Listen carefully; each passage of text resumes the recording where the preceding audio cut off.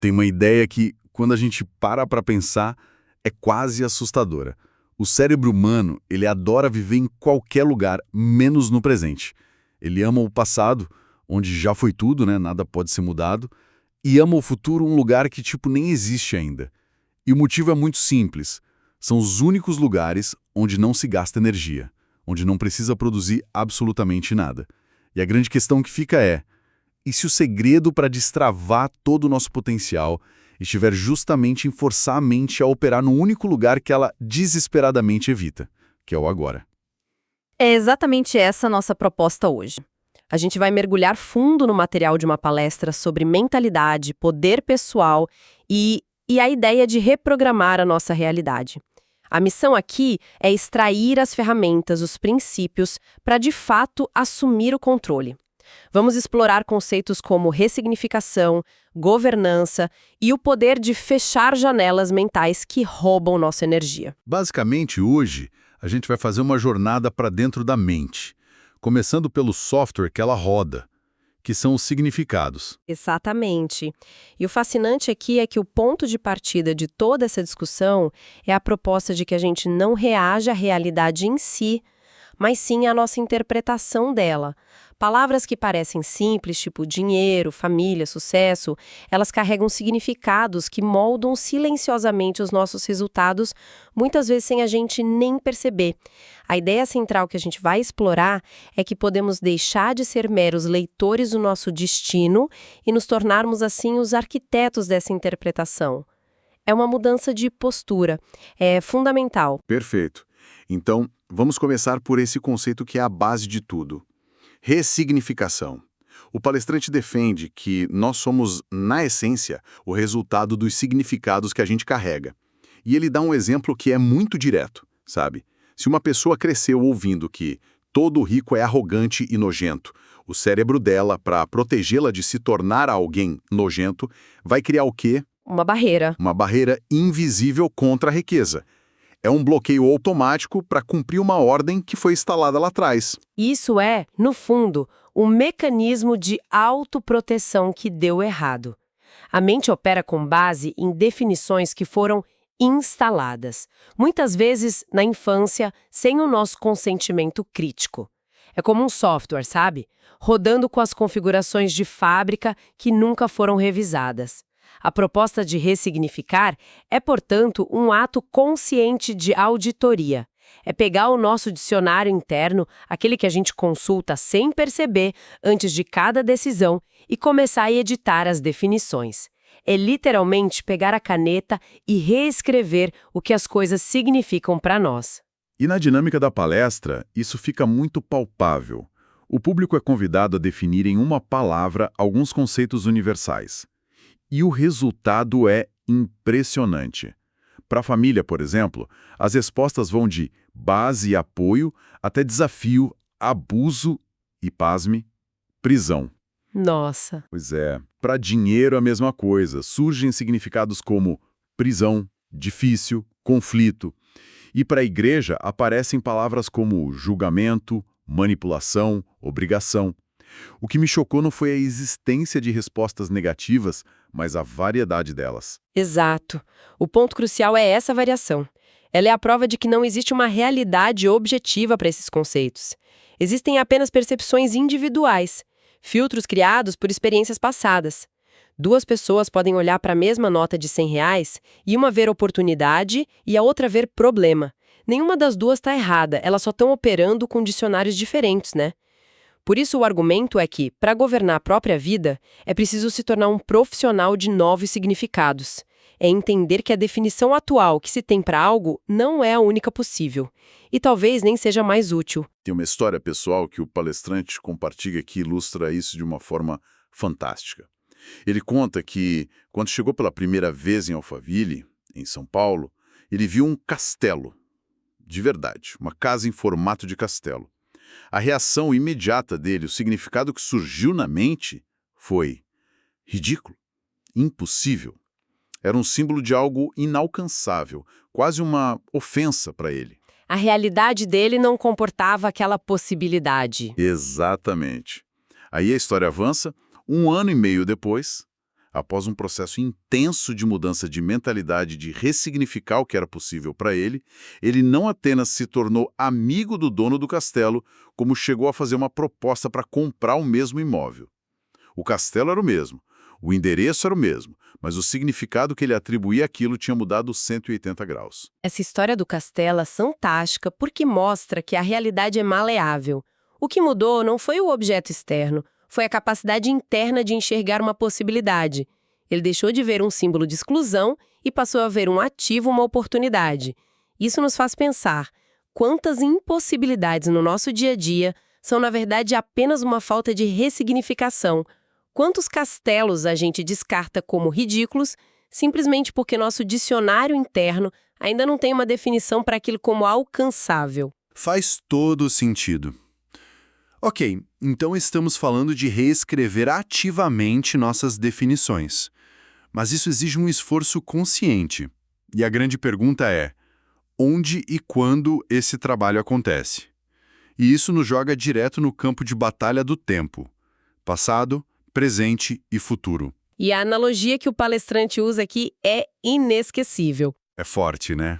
Ele diz que o nosso cérebro é como um tratorista de 300 quilos, bêbado e deitado no sofá do passado. É uma imagem poderosa para explicar por que a nossa mente tem uma versão natural ao presente. É uma imagem ótima.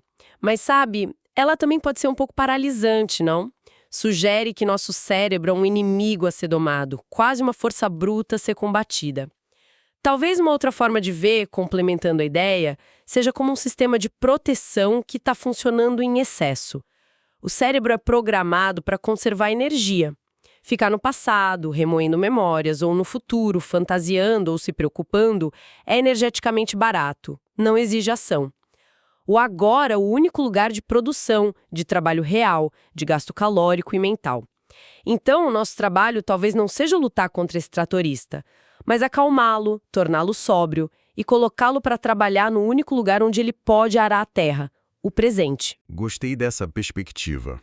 Não é uma luta, é um redirecionamento. E para organizar esse redirecionamento, a estrutura proposta é muito útil. O passado é definido como uma biblioteca.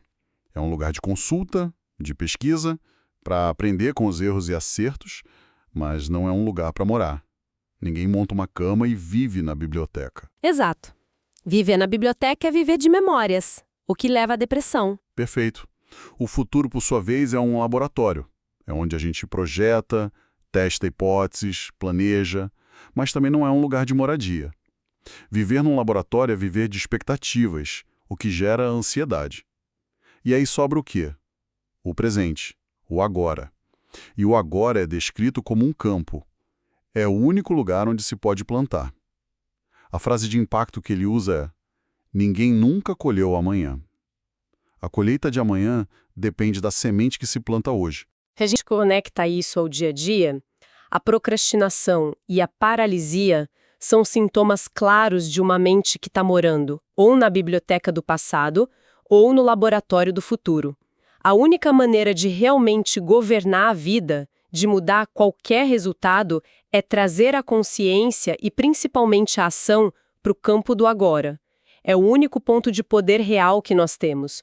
Todo o resto é ilusão ou memória. Essa ideia de governar é o próximo passo lógico. O palestrante faz uma distinção muito interessante entre ser porteiro e governar. O porteiro é passivo, ele fica na entrada, reage ao que chega, abre ou fecha a porta com base em regras que outros criaram. Já o governante, ele está na sala de controle, ele decide quem entra, quando entra e o que acontece lá dentro. A frase que ele usa para encapsular isso é: Deus já fez tudo, eu acesso o que eu quiser. A responsabilidade da ação, do acesso, é nossa. E para ilustrar essa jornada de desenvolvimento, do porteiro ao governante, ele usa uma metáfora com 3 níveis espirituais que funcionam muito bem mesmo para quem não tem uma visão religiosa da vida. O nível 1 é a salvação, é a entrada, o acesso gratuito. Usando a analogia de um prédio, é como estar do lado de fora, onde está perigoso, e ser autorizado a entrar no saguão para se proteger. Você está salvo, mas ainda está na portaria. Certo. Saiu do perigo, mas não tem acesso ao resto do prédio. Exatamente. O nível 2 é a graça. A palestra descreve isso como um favor imerecido, um vento de cauda que ajuda o avião a decolar, mas não substitui o piloto, o combustível e o próprio avião. Ou seja, a graça acelera o resultado, mas não faz o trabalho por você. A ação inicial ainda é necessária. É um impulso, não um transporte. E o nível 3, o topo, é o reino, que é a própria governança. Voltando à analogia do prédio, é quando, depois de ser salvo na portaria, a pessoa é convidada para a festa que está acontecendo na cobertura e recebe a autoridade para ajudar a organizar a festa, para governar junto. Deixa de ser um mero protegido para se tornar um participante ativo do governo. Essa passagem da portaria para a cobertura é a essência da mudança de mentalidade. Mas essa linguagem religiosa, com termos como salvação, graça, reino, não pode acabar afastando quem não compartilha dessa crença? Se a gente tirar essa camada teológica, o que sobra? Não seria, no fundo, uma jornada universal de autodesenvolvimento? A passagem de uma mentalidade de vítima, o porteiro que só reage, para uma mentalidade de protagonista, o governante que cria a própria realidade? Sem dúvida. E essa é uma excelente forma de traduzir o conceito. Despido da roupagem teológica é exatamente isso, uma progressão de consciência. O nível 1 é a consciência de sobrevivência. Preciso me proteger. O nível 2 é a consciência de possibilidade. As coisas podem dar certo para mim, existe ajuda disponível. E o nível 3 é a consciência de criação e responsabilidade. Eu sou a força motriz da minha vida, eu governo meus resultados. A história do ladrão na cruz, que o palestrante usa, ilustra bem essa distinção de consciência. Um dos ladrões pede para ser lembrado no teu reino, mostrando que ele entendia que uma coisa era ser salvo, ir para o paraíso, a portaria, e outra, muito diferente, era fazer parte do governo, o reino, a cobertura. Ok, faz sentido. Para governar, para plantar no campo do agora, a gente precisa de uma coisa fundamental: energia. Mas a sensação que muita gente tem é de estar sempre com o tanque na reserva. E isso nos leva à questão final. Para onde está indo toda a nossa energia mental? É a pergunta de $1 milhão. E a resposta, segundo o argumento apresentado, está na metáfora das janelas abertas. Exato. A ideia é que cada trauma, cada mágoa, cada pendência não resolvida do passado é como um programa de computador rodando em segundo plano. Você não está vendo, mas ele está ali, consumindo memória RAM, processamento e principalmente a bateria do seu cérebro. E essa metáfora se conecta perfeitamente com conceitos da psicologia como o de carga cognitiva.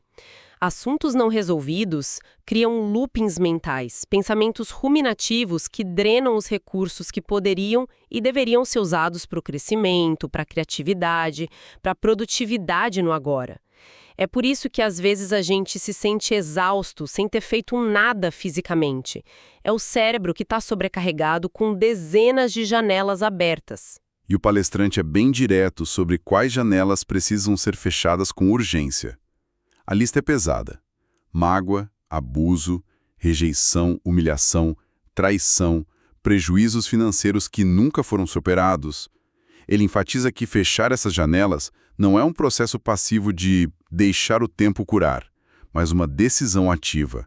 É um comando que a pessoa dá a si mesma para parar de alocar energia àquele evento. É um ato de governança. Eu não vou mais permitir que esse programa roube minha energia. Uau, é uma lista de tarefas e tanto.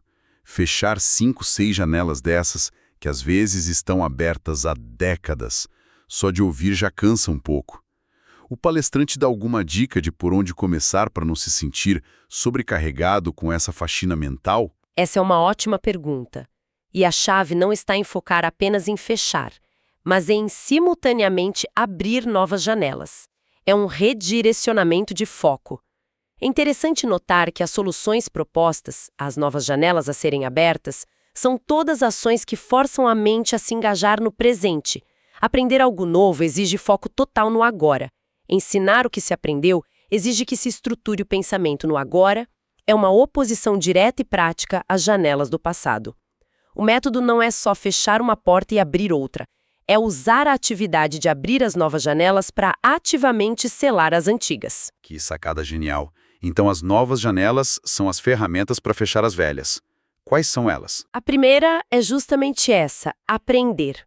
Adquirir um novo conhecimento todos os dias, por menor que seja. A segunda é ensinar. Compartilhar o que se aprendeu, porque, como diz o ditado que ele cita, quem ensina aprende 2 vezes. Isso força a consolidação do conhecimento e tira o foco dos próprios problemas. Certo. As outras que ele lista são conexão ou network, que é se conectar com pessoas novas para acessar novas ideias, novas frequências. Depois, modelagem, que é encontrar modelos de sucesso, pessoas que já chegaram onde se quer chegar, para acelerar a curva de aprendizado. E, por fim, a janela de resolver problemas, que é focar a energia recuperada não em remoer problemas antigos, mas em solucionar desafios presentes, sejam seus ou dos outros. Então, o processo é muito claro. Primeiro, a auditoria. Identificar os programas que rodam em segundo plano e que drenam sua energia. Segundo, a decisão. O comando consciente de fechar essas janelas. E terceiro, e talvez o mais importante, a ação. Usar a energia liberada para abrir deliberadamente os novos programas, aqueles voltados para o crescimento e a ação no presente. Perfeito. Então, para amarrar tudo o que a gente discutiu, a jornada que o material propõe é a seguinte: a nossa realidade é, antes de mais nada, construída pelos significados que a gente dá a ela. Para mudar a realidade, primeiro a gente muda o dicionário. A verdadeira ação, o plantio que gera a colheita, só pode acontecer em um único lugar, o agora. Mas para agir no agora, a gente precisa de energia. E para ter essa energia, é preciso fazer uma faxina mental, fechando as janelas do passado que nos drenam e assumindo finalmente uma postura de governança sobre a nossa própria mente. Exato. E para fechar, um pensamento provocativo que nasce diretamente desse material. A palestra afirma com muita convicção que as nossas piores histórias do passado, aquelas guardadas na nossa biblioteca, podem ser convertidas na nossa maior força para ajudar os outros. A desgraça do passado, quando ressignificada, vira matéria-prima da glória e do propósito. É a lógica do ferido que cura. Uma ideia muito poderosa. Muito. Mas isso levanta uma questão interessante. Se as maiores dores, as desgraças e os traumas são a principal matéria-prima para forjar um propósito de alto impacto, o que acontece com quem teve uma vida relativamente estável, segura, sem grandes tragédias para capitalizar? Será que, paradoxalmente, a ausência de uma grande história de superação pode se tornar ela mesma um obstáculo para encontrar um propósito grandioso conforme definido por essa lógica? Fica aí uma reflexão para levar adiante.